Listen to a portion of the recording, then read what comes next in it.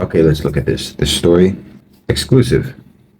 U.S. intelligence confirms Islamic State's Afghanistan branch was behind the blast in Iran, in Kerman. This was on the 6th of January, reported by Reuters. The article says, communications intercepts collected by the United States confirmed that Islamic State's ISIS Afghanistan-based branch carried out twin bombings in Iran that killed nearly 100 people. Two sources familiar with the intelligence told Reuters on Friday. Quote, the intelligence is clear-cut and indisputable, said one source said.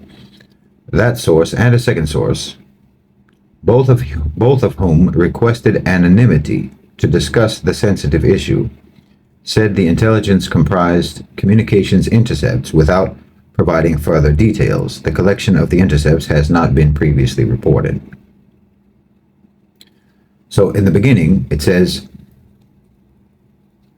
that this is confirmed that Islamic State, Daesh in Afghanistan carried out the bombings. This is confirmed. It's indisputable, clear-cut and indisputable.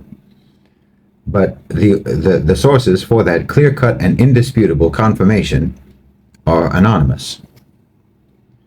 And the reason for the anonymity is that it's a sensitive issue. Why is it a sensitive issue to American intelligence? Why would it be a sensitive issue for them to attribute responsibility to ISIS for bombings in Iran? There's nothing sensitive about that for the United States. That would be in their interest. Why is it sensitive when you are releasing the information in the first place? If it was sensitive, then you would conceal the information, or you would be very controlled about how you, what details you provide about the information. Now you're saying that it's clear-cut and indisputable. So where's the sensitivity for the United States? Wednesday's bombing, the deadliest of their kind, bombings, the deadliest of their kind in Iran since the 1979 Islamic Revolution, added to regional tensions over the Israel-Hamas war on Gaza and attacks by Yemen's Tehran-aligned Houthi group on commercial shipping in the Red Sea. Okay, there's a few things that need to be broken down there. First of all, it's not an Israel-Hamas war in Gaza. It's an Israel carpet bombing, indiscriminate violence, indiscriminate killing, indiscriminate destruction against the entirety of the Gaza Strip. If you say that if it's between Hamas, Israel and Hamas, then why are there close to 30,000 people who have been killed? That's roughly the size of the membership of Hamas itself. So if you were only fighting Hamas, then you should have already wiped them out. You've murdered 30,000 people, at least 12 to 15,000 of whom are children. Those are not Hamas members. So this is not an Israel-Hamas war in Gaza. That is already an inaccurate presentation of what's happening. Yemen's Tehran-aligned Houthi group. What does that mean exactly? What's the evidence that they are aligned to Tehran? Maybe it will say further in the article. And also, it says that they're attacking on commercial shipping in the Red Sea. They are targeting specifically Israeli-bound and Israeli-flagged vessels. So it's not a general attack on commercial shipping in the Red Sea. So just in that, what is it, one sentence? In one sentence, they have a number of inaccuracies. I'm also not sure whether or not it is the deadliest bombings in Iran since 1979. Considering the fact that they did have a war with Iraq in the 1980s. ISIS on Thursday claimed responsibility for the bombings, and there you have what they actually meant when they said that they intercepted communication. What they intercepted was ISIS claiming responsibility for the bombings. That's what they intercepted from the ISIS Telegram group where they claimed responsibility. That's what the intelligence agency intercepted, so-called. Means they read it like everybody else. it also doesn't say, also going back to the first paragraph, two sources familiar with the intelligence. That tells us nothing about their actual access to any intelligence. It doesn't tell us that what intelligence agency intercepted this information, and what the relationship is of these anonymous sources to that intelligence agency and to the so-called intelligence that's being discussed here, that is clear-cut and indisputable confirmation. What they mean is, here you find, and this paragraph, what paragraph is this now? 1, 2, 3, 4, 5. The fifth paragraph is where we actually know what it is. It's the fact that ISIS already claimed responsibility. That's their clear-cut and indisputable confirmation. The Sunni Muslim militant group, however, did not specify that its Afghanistan-based affiliate, known as ISIS Khorasan, was responsible for the bombing in the southeastern Iranian city of Kerman. The U.S. has pretty clear intel, quote-unquote, that ISIS-K conducted the attack, the first source said. It went now from being clear-cut and indisputable to pretty clear. The Central Intelligence Agency declined to comment, so this is not a confirmation. ISIS harbors a virulent hatred for Shiites, Iran's dominant sect, and targets of its affiliates attacks in Afghanistan. Wait a minute. ISIS harbors a virulent hatred for Shiites, Iran's dominant sect, and targets of its affiliates attacks in Afghanistan, who it views as apostates. That sentence doesn't make sense to me, badly written. ISIS claimed responsibility for a 2022 attack on a Shiite shrine in Iran that killed 15 people, and 2017 bombings that hit the parliament and the tomb of the Islamic Republic's founder, Khomeini. Iran on Friday said security forces had arrested 11 people suspected of involvement in yesterday's attacks and had seized explosive devices and vests. So it has arrested the suspects, but the Iranian authorities have not themselves released any information about who is responsible. While Taliban crackdowns have weakened ISIS-K and prompted some members to leave Afghanistan for neighboring countries, the affiliate has continued focusing on plotting foreign operations, U.S. officials say. Also, U.S. officials is anonymous. So there is very little actual information in this article. There's very little actual information in this article. The only thing that you can actually take from this article is that bombings happened, and some people think some things about it. That's really all there is. There's no information in this article, actually. Because it's clear. They're saying we intercepted unknown sources, anonymous sources who are. Well, that's the point. You begin by making it sound like something it's not. You make it sound like, oh, the intelligence has intercepted this, and it's clear-cut and indisputable. And then later it talks about the announcement, and then I said, oh, just in my head I said, oh, well, that's what it is. They just saw it on Telegram, and they're pretending that they have intercepted. So then if you put these couple of facts together, what it would indicate to me is that you put out the claim of responsibility, and then you make it sound like it's been intercepted, so that gives it validity to make it sound like this is a thing that actually happened, not just it was.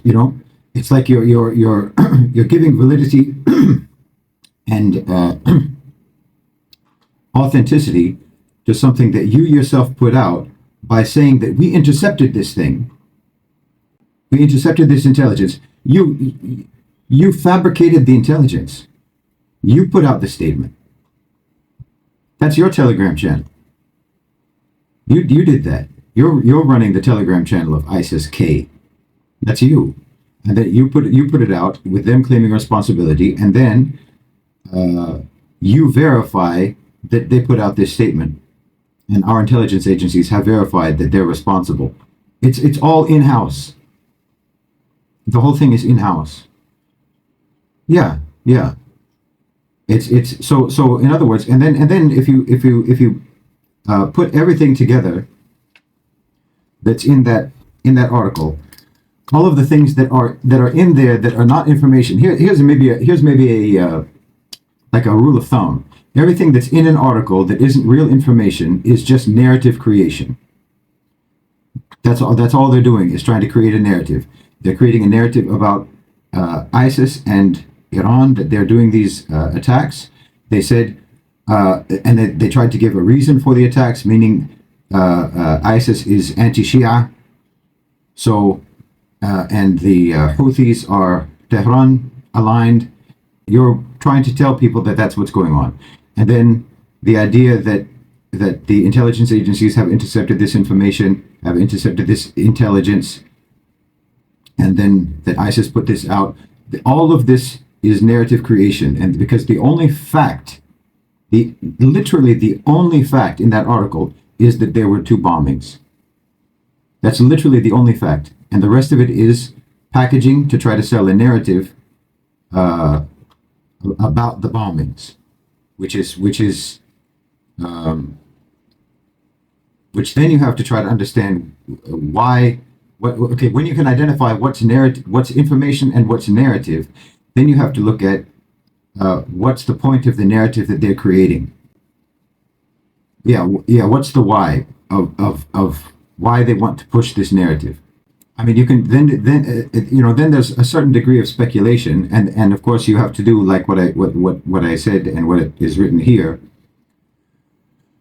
to use different sources of information. So then you would have to do a little bit of research and look at like, for example, could we find any information about any allegations or research or studies about funding provided to ISIS Khorasan? Are there any allegations that it is supported by the Gulf? Are there any allegations that, for example, Qatar has sent money to them, has funded them, or anything like that, to see what allegations are there about who's behind ISIS-K?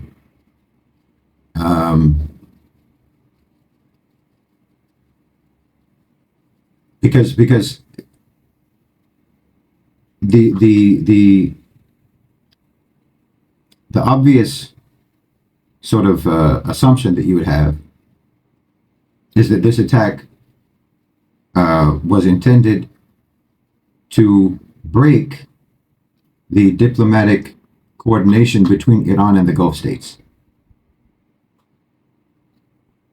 to try to sow Shia-Sunni discord, to break down the diplomatic coordination between Iran and the Gulf states, Saudi Arabia in particular. Because since the beginning of something called ISIS, Saudi Arabia has been implicated, alleged to be, funding, arming, training ISIS, because they follow this extremist sort of quasi-Salafi jihadi ideology, and the Gulf states were responsible for a lot of the militant groups in Syria. Okay, you could also think, okay, America has faced problems during the last 3 months in Iraq from mostly Shia militia groups. The U.S. bases and U.S. facilities in Iraq have faced attacks from Shia militia groups. One of the management control mechanisms that they used in Iraq was Shia-Sunni discord and tit-for-tat violence between groups like ISIS, Daesh, and Muqtada Sadr's group and others, between the Shia and the Sunnis in Iraq to keep them fighting each other so that they wouldn't fight the Americans. So now they've been facing attacks from Shia groups. So maybe let's try to make the Shia aligned groups angry at the Sunnis, so that they won't attack the Americans. Maybe they'll get busy trying to attack the Sunnis, and maybe we can have that same animosity affect the ability of Saudi Arabia, the Gulf, and BRICS overall cooperating even with Hezbollah in Lebanon. Because Hassan, yeah, because I mean he's the major figure. Hassan Nasrallah, Hezbollah, is the major Shia militant figure, and then because like you have the Houthis, okay, but just name someone who's a Houthi. Who's the leader of the Houthi? Nobody knows. It's just the Houthis. Nobody knows. Everybody knows Hassan Nasrallah and Hezbollah. Everybody knows them. So I mean, it looks like it's something like that, and they're trying to. It's very important to them. I mean, because think about that. They said it's sensitive. We can't really talk about it. We can't really say my name. I can't say that I'm the guy who saw it on Telegram, basically. But it's really important for us to be able to officially assign responsibility for this.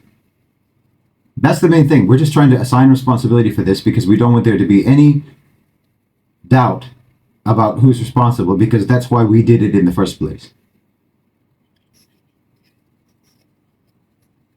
Yeah, yeah. I mean, you, in my opinion, Allahu Alam, you did the thing. You did it. And so then after you've done the thing, then you have to assign responsibility to somebody else, because that's the reason. Yeah, because that's the reason you did it, so that you could assign responsibility to somebody else. So then the only intelligence that you've intercepted is amazingly an assignment of responsibility from a Telegram channel that no doubt you control. And then you pretend that it was intercepted intelligence, like you hacked you were spying, you were hacking the calls, from satellite phones of ISIS or something. It's internal communication. We picked it up, No, they put it on Telegram. Everybody saw it. You didn't anticipate it. Yeah, I could be a source for that article. Anyone who read the Telegram channel could say a source, an anonymous source close to the intelligence, i.e., anyone with a Telegram account. So, I mean, to do like a really proper job, you have all of what I just said, and then you would research to try to find things that can substantiate that or disprove it. Like the idea of, like I said, you want to do some research about funding and connections between the ISIS-K and any other nation states, particularly Khaliji, Gulfi states, and so on. And that's the thing. That's how this is why I think I always say, like, the news is just propaganda, because the most people won't get past the headline of that article that I sent you. They'll just go by the headline and they say, "Oh, well, that's it. ISIS did it." But when you read it, the article doesn't even actually tell you that ISIS did it.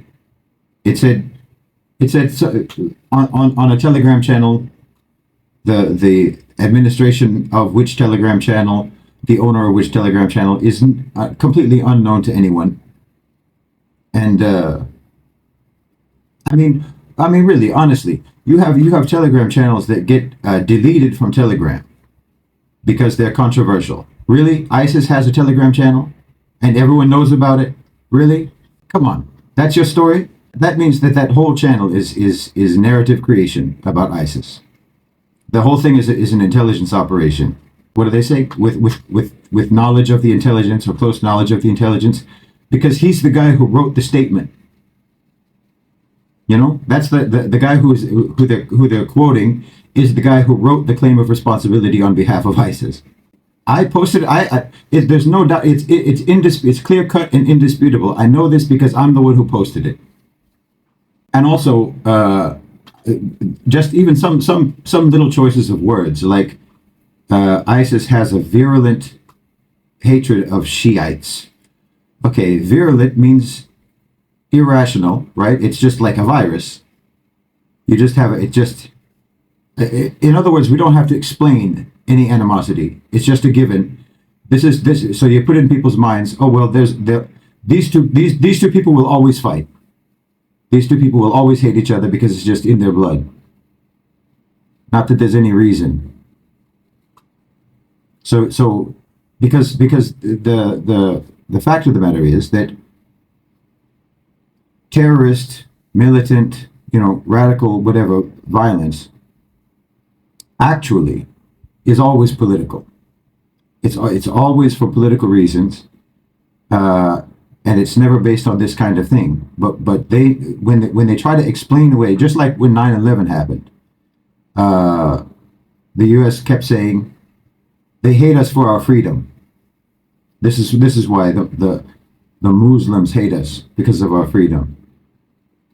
Never mind that that's not what anyone has ever said, and that it's actually mostly because of Israel and your policies in the Middle East and your policies in the Muslim world. We don't want to talk about that. No, they just hate us. So if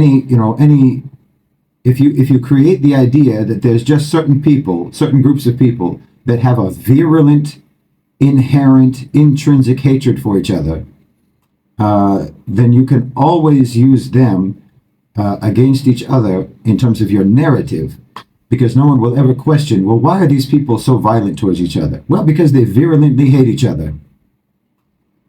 It's not because of any reason, and there doesn't have to be any reason, and you can always commit irrational violence that no one will ever have to investigate or try to understand why it happened. And why it happened also includes who actually did it. No one will investigate it because, well, the Sunnis and the Shia are just virulently hate each other. So it's a given these people are going to kill each other. So you can always do violent acts and say and put it in the narrative, in the narrative context of Sunni Shia hatred. So anytime you want to blow up something for your own reasons, you already have a ready-made narrative that can explain it away.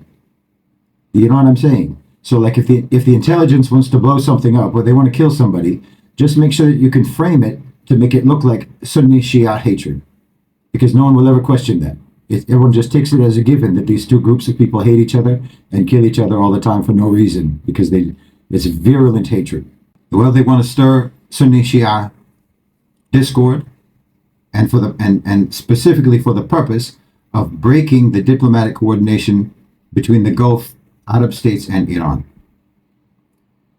which would then also break down the entire coordination, because the coordination, to a certain extent, to a great extent, is held together because of the normalization between Saudi Arabia specifically and Iran specifically, because both China and Russia have important relations with Iran. So this is one of the ways that gives Saudi Arabia a relationship with Russia as an alternative to the United States. So if relations between Saudi Arabia and Iran break down, then potentially that will sour the relationship between Saudi Arabia and Russia, and potentially between Saudi Arabia and China. And I think that this is one of the reasons why there even was a normalization between Saudi Arabia and Iran.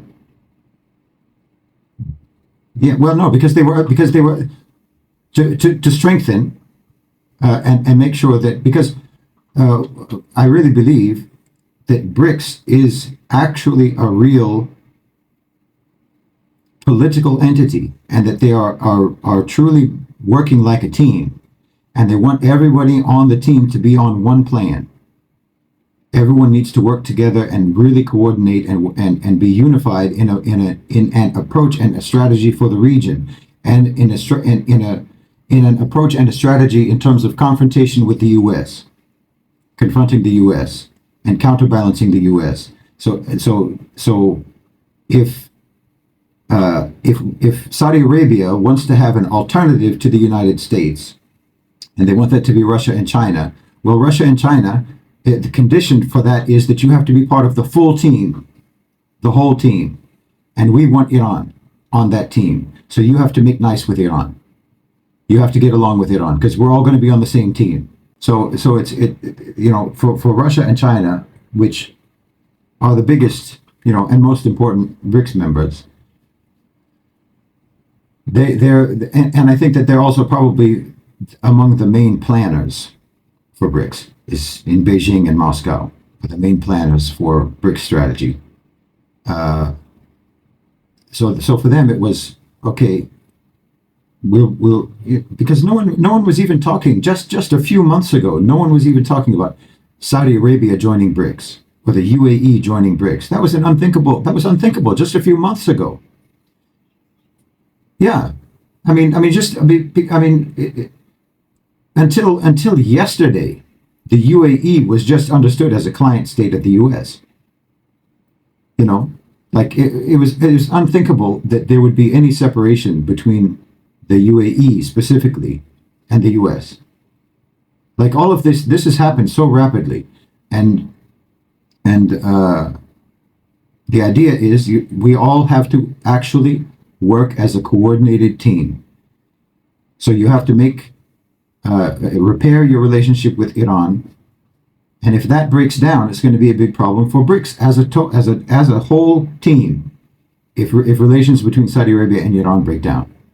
Because like if you look at like the Houthis, like if you're going to say that the Houthis are, as it says in that article, aligned with Tehran, which the extent of that is not really known, but we know that there has been funding. We know that they are Shia. So anyone who's Shia anywhere in the world is regarded as aligned with Tehran, even if there's not a real quantifiable relationship. But there's some degree of arming and funding that we know of between Iran and the Houthis. Saudi Arabia has been fighting the Houthis for 10 years, right? Now, when they start attacking Israeli commercial ships, Saudi Arabia is asking the United States and asking the West not to engage in a military conflict with the Houthis. You've been fighting them for 10 years. Yeah, now you say stop, and you accelerate peace negotiations with the Houthis. Like, you can't not understand what's happening. That this is all coordinated, and Hezbollah is also connected with Iran. So Iran has these three important. They have these three important militant types of activities. They have Hezbollah, they have the Houthis, and they have the different militant groups in Iraq. All of them, to one degree or another, are under Iranian guidance and instruction, and to one degree or another, accountability to Iran. Saudi Arabia and already anyway, Iran is a so-called pariah state, so they can engage in those types of things. It's understood that they will engage in these types of things. Saudi Arabia can't get away with that now. UAE can't get away with that. Qatar can't get away with that. They're trying to be normal countries that don't engage in these types of militias. Yeah, unless it's officially what do you call it? A private military contractor. That's fine. Everybody can use those. Wagner, everybody can use the PMCs, the private military contractors. But if it's a religious militia, no, we don't do that. That has to be off the books. But Iran does it, and everyone knows. So they can activate them. They can use them. So the Houthis, like I said in the video recently, the Houthis have been activated to do what they're doing because nobody else is in a position to do it without consequences on their state. There's no consequences on Saudi Arabia for allowing or for encouraging the Houthis to do what they're doing. There's no consequences for anybody because this is what to do with these crazy people. These militants in Yemen with with their drones. They're not under anybody's control. They're just doing. It's unfortunate. But if it's your army, well, then your whole state will bear responsibility for that. So you have you activate militant groups to do things, and Hezbollah in Lebanon, and then the Shia groups in Iraq. All of that is a way of putting pressure on the U.S., putting pressure on the West to make them abandon support for Israel. And that's all happening as a result of the coordination and the normalized relations between Iran and Saudi Arabia, which is happening within the context of the entirety of the BRICS team. So all of that will break down if you're able to successfully reignite Sunni Shia violent hatred by doing attacks like the one in Kerman.